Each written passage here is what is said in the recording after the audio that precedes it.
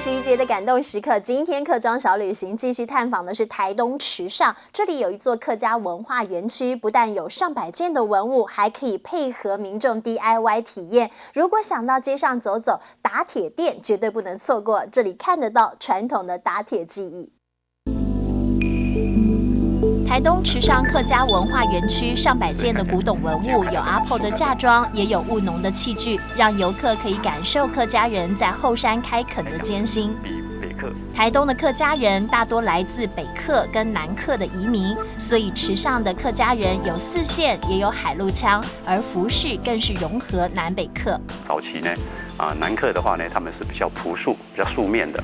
那北客的话呢，它的这个衣服呢就比较鲜艳。那在这边来讲的话，南客、北客都有融合在一起。为了表现台东客家庄多元融合的文化，这个园区内设置了文创展览馆，不是客家人也能够来这里秀创意。创作者吴炫玲把纸黏土、面包花跟生活结合，每件作品都是手工制作，独一无二。而经过他的巧手，纸黏土也能够走客家风。我们客家花布这么漂亮，对，那绞尽了脑汁想把它说怎样做一个变化，所以我把客家花布从平面的东西跳出来，做成立体的花。园区内有各种不同的 DIY 教学，像是最近就是让游客体验手做的蛋糕笔。用奶油、黏土做蛋糕，没有试过的民众也能够轻易上手，就是要大家接近艺术，让美的事物能够走进生活中。打铁的声音很响亮，他是打铁达人郑明生，13岁就学会打铁，无奈10多年前大型的机械取代了手工，他的技艺一度荒废。还好后来推动社区营造，才让传承3代的打铁工坊卷土重来。